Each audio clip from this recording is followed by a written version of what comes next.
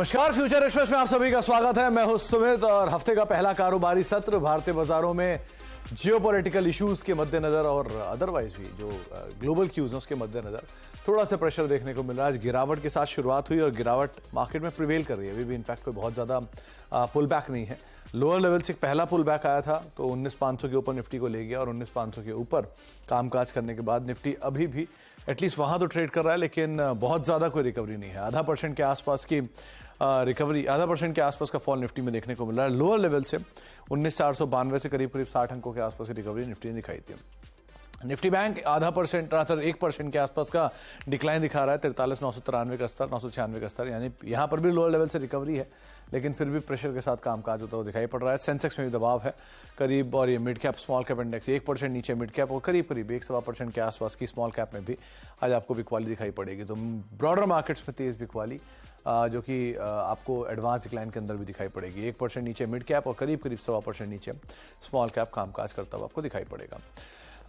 अगर आप broader markets के ऊपर नजर डालेंगे तो वहां पर भी हर करीब 900 शेयर या 800 शेयर ऐसे हैं जो कि तेजी में हैं और रफली 2100 शेयरों के आसपास की बिकवाली आपको दिखाई पड़ेगी। तो हर एक शेयर तेजी के सामने करीब 3 से 4 शेयर ऐसे हैं जो कि बिकवाली के साथ कामकाज करते हुए दिखाई पड़ रहे हैं। तो वो ब्रॉडर मार्केट्स में आपको दिखाई पड़ेगा। 2200 रादर अब 2300 शेयर ऐसे हैं जो कि बिकवाली में कामकाज कर रहे हैं और 700 शेयर ऐसे हैं जो कि बढ़त के साथ ट्रेड करते हुए दिखाई पड़ेंगे।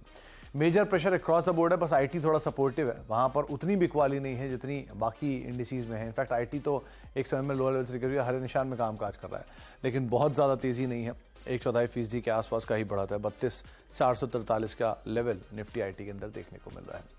आज हम बातचीत करेंगे आशीष बहेती सर से, हमारे साथ मौजूद हैं। उनसे हम बातचीत करेंगे मार्केट्स को लेकर, उनकी इंडिविजुअल ट्रेड्स को लेकर, सस्ता ऑप्शन, उनसे बातचीत करेंगे और इंडेक्स पे उनकी रणनीति क्या है इस पर भी चर्चा होगी। लेकिन उनसे पहले कुछ नंबर्स ऑप्शंस के आपकी स्क्रीन पर हैं। 19,600, 19,700, 19,800 ये 3 जोन्स जहां पर मेजर कॉल राइटर्स हैं। 19,550 के आसपास निफ्टी कामकाज करा तो 19,500, 19,400 के आसपास अच्छी खासी पुट राइटिंग आपको दिखाई पड़ेगी। बाजार ने मतलब बिकवाली को नीचे लेवल से रिकवरी में कन्वर्ट किया, लेकिन तेजी में हालांकि कन्वर्ट अभी तक नहीं हो पाया। इसके अलावा आप निफ्टी बैंक लेकर आए, क्योंकि आज वीकनेस निफ्टी बैंक में है जो कि सपोर्टिव नहीं है। 44,000 के आसपास 44,200, 44,500 पे कॉल राइटिंग है और 44,000, 43,900, 43,800 के आसपास यहाँ पर आपको पुट राइटिंग दिखाई पड़ेगी। इसके अलावा हीट मैप की सिचुएशन में भी वीकनेस है, जहाँ पर 25 लॉन्ग है, 6 शॉर्ट कवरिंग है, 109 नए शॉर्ट हैं और करीब 44 अनवाइंडिंग आपको दिखाई पड़ेगी। कहाँ पर लॉन्ग, कहाँ पर शॉर्ट कवरिंग है वो आपकी स्क्रीन पर आएगा। एमसीएक्स न्यूज़ फ्लोज के बीच में 4.5% ऊपर है। आईटी से एचसीएल टेक पार्टिसिपेट कर रहा है। Metropolis health care, Birla soft और टीवीएस मोटर्स, यहाँ सब में खरीदारी है। शॉर्ट कवरिंग है डेल्टा कॉप में, India bulls housing finance, doctor Reddy's, Eicher Motors और भारतीय एयरटेल को जैसे नाम जहाँ पे थोड़ी बहुत खरीदारी आपको दिखाई पड़ेगी। डेल्टा कॉप और इंडिया बुल्स हाउसिंग दोनों न्यूज़ फ्लोज के दम पे चल रहे हैं। शॉर्ट बिल्डअप है जीएमआर एयरपोर्ट में, एल&टी फाइनेंस होल्डिंग में, अदानी पोर्ट, ये हाइफा का इम्पैक्ट, आदित्य बिरला कैपिटल और एचपीसीएल करीब 3% नीचे ये भी ट्रेड कर रहे हैं। पीएनबी 3.5% नीचे, सन टीवी, एनएमडीसी, पीएफसी और मदरसन, कुछ ऐसे नाम जो कि 2 से लेकर 3.5% नीचे कामकाज करते हुए आपको दिखाई पड़ेंगे। इन नंबर्स के बीच में हम बातचीत करेंगे आशीष जी से, मार्केट्स को लेकर उनकी राय रणनीति जानेंगे। तो आशीष जी नमस्कार, स्वागत है कार्यक्रम में। पहले तो मार्केट्स पे आपका एक टेक, क्योंकि ये जियोपॉलिटिकल सिचुएशन है और इसको जैसे जैसे ये और ज़्यादा ट्रबल्ड होगी वैसे वैसे मार्केट्स भी रिएक्ट करेगा। सो अभी के लिए एज ऑफ नाउ क्या लेवल्स है जिनके ऊपर आप नज़र रखे हो, कैसे मार्केट्स को प्ले करना चाहिए, कहाँ पर स्टॉप लॉस लेके चले हम? Good afternoon Sumit ji. In fact जिस हिसाब से मार्केट ने होल्ड किया आज ओपनिंग के बाद वो काफी इम्प्रेसिव है। क्रूड का जो बढ़ना है वो काफी नेगेटिव हो सकता है मार्केट के लिए, और फिर भी मार्केट ने ओवरऑल स्ट्रेंथ दिखाई है। नीचे से एक अच्छी रिकवरी देखने मिली है। हमें लगता है कि निफ्टी के एक अहम मेक और ब्रेक पॉइंट पर है।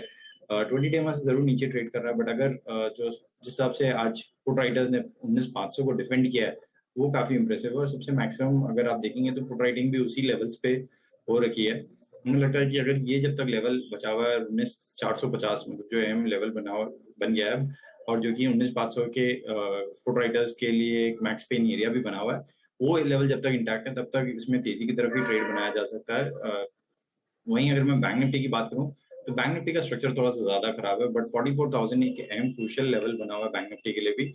अगर जब तक 43,800 का लेवल सस्टेन करता है बैंक निफ्टी, तब तक इसमें भी एक तेजी की तरफ ट्रेड बनाया जा सकता है इन लेवल्स पे। जो स्टॉप लॉस मेंटेन करना है वो 43,800 का बैंक निफ्टी में, और जो निफ्टी में 19,450 का एक स्टॉप लॉस मेंटेन करें।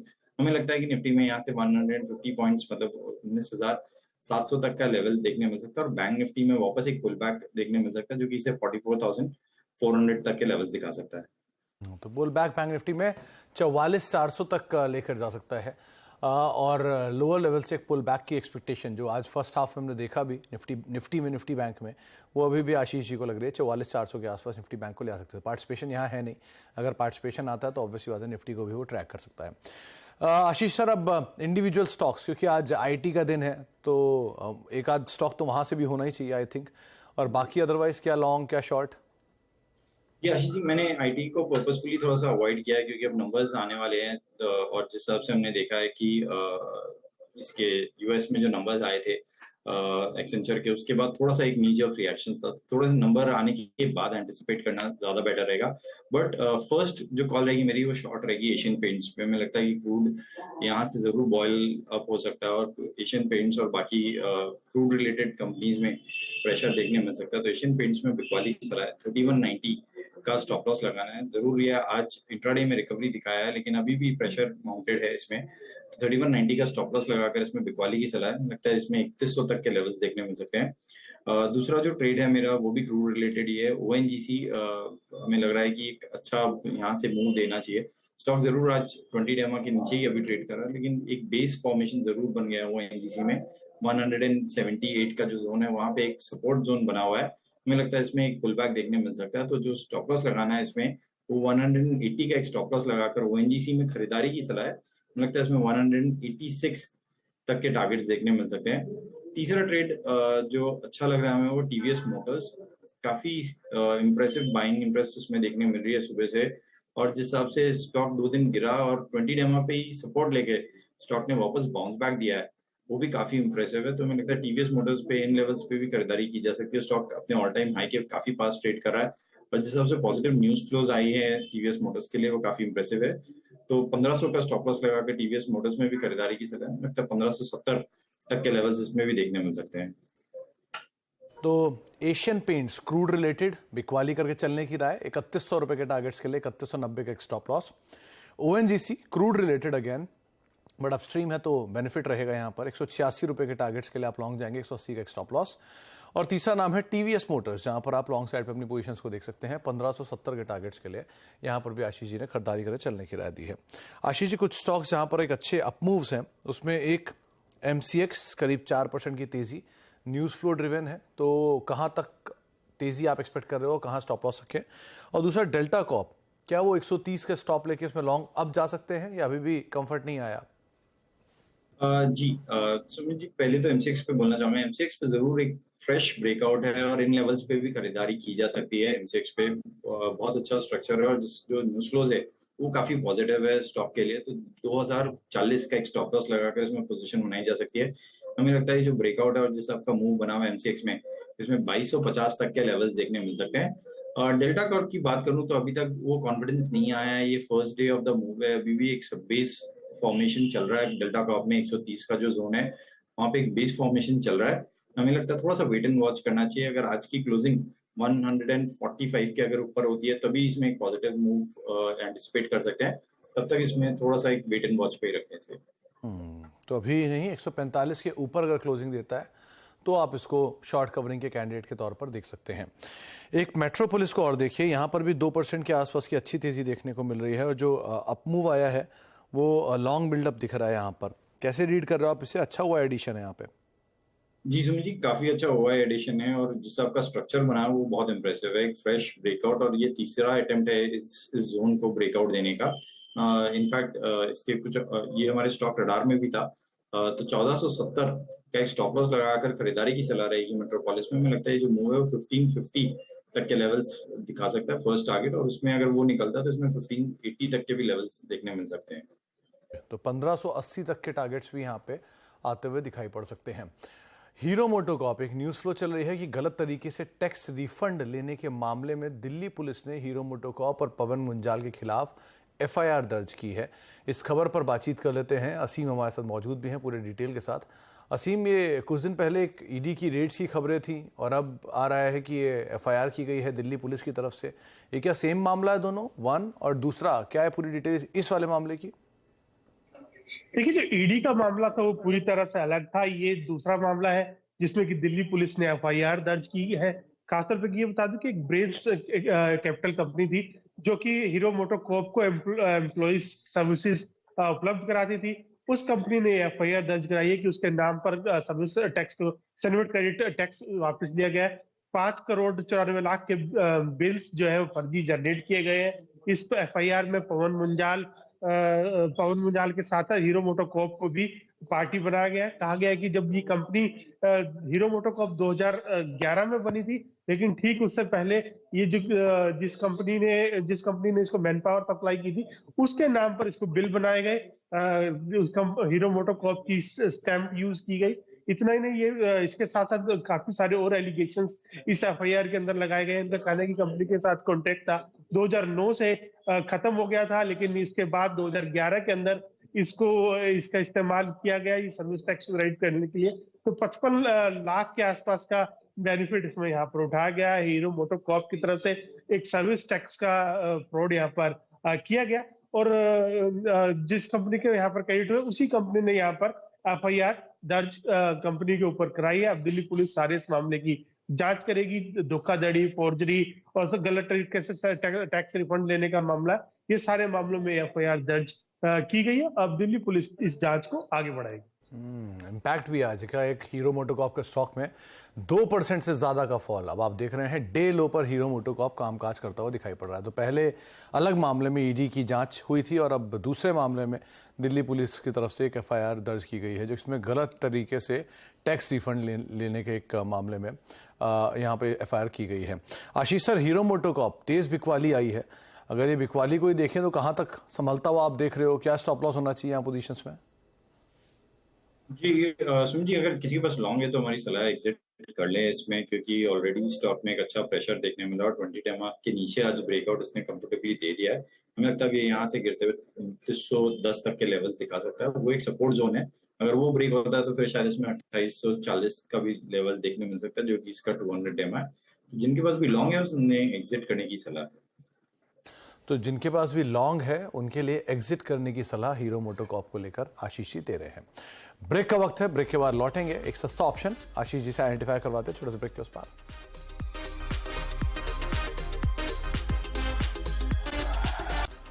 आप देख रहे हैं फ्यूचर एक्सप्रेस और करीब 100 अंकों की गिरावट निफ्टी में है। 19,551 का जोन यहां पर। सेंसेक्स करीब 350 अंक नीचे और निफ्टी बैंक भी 450 अंकों के फॉल के साथ अभी कामकाज करता हुआ दिखाई पड़ रहा है।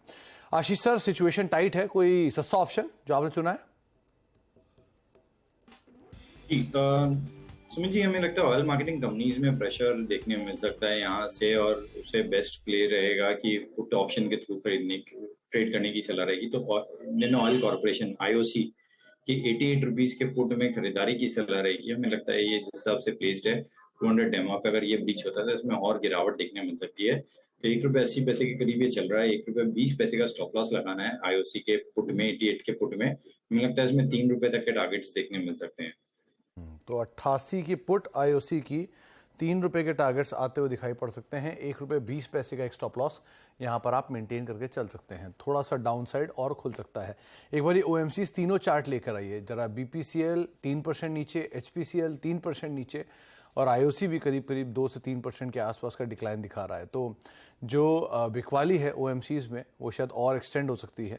और आशीष जी मान रहे हैं कि जो 88 की कॉल है इंडियन ऑयल की, वो अभी ₹1.20 का एक स्टॉप लेकर, 88 की जो पुट है ₹1.20 का एक स्टॉप लेके आप इसमें लॉन्ग जा सकते हैं और 33 का एक स्टॉप लॉस यहाँ पर मेंटेन कर सकते हैं। 1.80 में बातचीत हुई थी, 1.90 ये आप अभी देखने को मिल रहा है। 3 का टारगेट और ₹1.20 का एक स्टॉप लॉस यहाँ पर आप मेंटेन कर सकते हैं IOC की इस पुट के अंदर।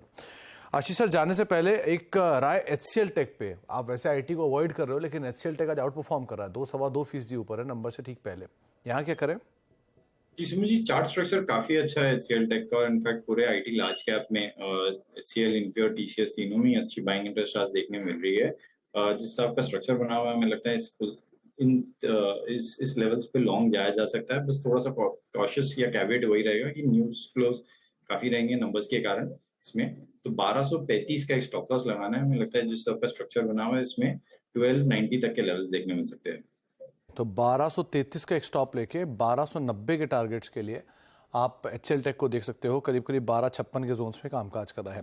एफ&ओ के टॉप गेनर्स में इंडिया बुल्स हाउसिंग का भी नाम शुमार है, लेकिन अपने जोन के अपर एंड पे जा रहा है। 190 205 ये जोन्स के आसपास ही रहता है, शायद बैन में भी है। क्या करना चाहिए इंडिया बुल्स हाउसिंग में?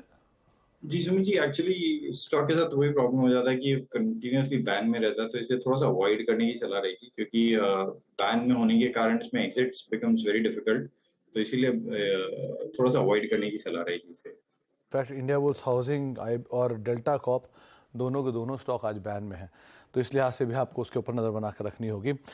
LTTS एक और ऐसा नाम है IT से जो कि थोड़ा सा आउट परफॉर्म कर रहा है, यहाँ पर क्या करें? जी सुमित जी, LTTS का चार्ट स्ट्रक्चर काफी अच्छा है और इनफैक्ट मिड कैप IT में सबसे out performing stock LTTS and Birlasoft दोनों रहे हैं।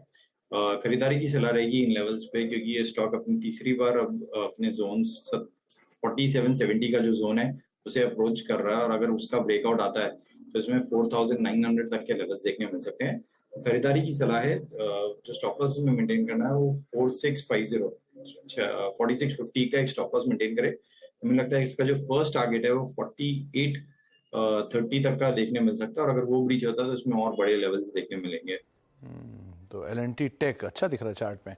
अदरवाइज एक PNB को और देखिए, आज 3-3.5% का डिक्लाइन, अदर 4.5% नीचे है, और अनवाइंडिंग है काफ़ी ज़्यादा अच्छे ओआई रिडक्शन के साथ। यहाँ पे बिकवाली है, डे लो के आसपास ही जा रहा है स्टॉक। इसे कैसे ट्रेड कर रहे हो आप? क्या 72 का स्टॉप ले लें, या मतलब 72 के नीचे और बिकवाली बढ़ेगी? क्या करना चाहिए इसमें? जी सुमित जी, पूरा PSU sector, public sector banks में आज प्रेशर देखने मिला है, और जिस हिसाब से प्रॉफिट टेकिंग देखने मिली है मैसिव रनअप के बाद, हमें लग रहा है कि अब यहाँ से प्रॉफिट टेकिंग थोड़ी सी और इंटेंसिफाई होते हुए देखने मिल सकती है। अगर 73 का इनफैक्ट जो लेवल है वही ब्रीच होता है तो इसमें वापस 70 तक का लेवल भी देखने मिल सकता है। तो जिनके पास भी लॉन्ग है एग्जिट कर ले, शॉर्टिंग की सलाह अभी नहीं है, आज एक दिन वेट करें। अगर कल भी वीकनेस दिखती है तो जरूर इसमें एक शॉर्टिंग अपॉर्चुनिटी ढूंढी जा सकती है। तो PNB जहाँ पर थोड़ा प्रेशर आज देखने को मिला, डेलो के आसपास ही कामकाज कर रहा है। बहुत बहुत शुक्रिया आशीष जी हमारे साथ मौजूद रहने के लिए। तो आशीष जी ने आज शॉर्ट साइड पे कॉल दी है एशियन पेंट्स में, लॉन्ग साइड पे कॉल दी है ONGC में, TVS मोटर्स में, जहाँ पर वो खरीदारी कर चलने की राय दे रहे हैं, और इंडियन ऑयल में आज वो पुट के जरिए 88 की पुट आप ले सकते हैं करीब 3 रुपये के टारगेट्स के लिए, और 1 रुपये 20 पैसे का एक स्टॉप लॉस वहाँ पर लगा सकते हैं सस्ते ऑप्शन तौर पर। करीब करीब 2 पर अब ये पुट पहुँच चुकी है, जो थोड़ी पहले 180 के आसपास ट्रेड कर रही थी।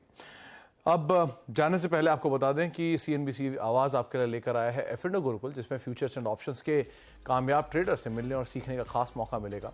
मार्केट के दिग्गज ट्रेडर्स आपको सिखाएंगे F&O ट्रेडिंग स्ट्रेटजी और समझाएंगे निवेश का तरीका, वो बिल्कुल आसान भाषा में। साथ ही हमारे 2 दिन के एक्सक्लूसिव वेबिनार में जानिए F&O से जुड़ी हर ज़रूरी बात, यानी कि technical analysis, Greek strategies, winning ideas, risk management. Experts के साथ आप Q&A और बहुत कुछ भी बातचीत कर सकते हैं। तो आप रजिस्टर कर सकते हैं हमारे साथ। 28 और 29 अक्टूबर में ये वेबिनार है, जिसमें रजिस्ट्रेशन के लिए आप QR कोड को स्कैन कर सकते हैं, या फिर स्क्रीन पर दिखाई गई हमारी वेबसाइट के जरिए भी जानकारी ले सकते हैं।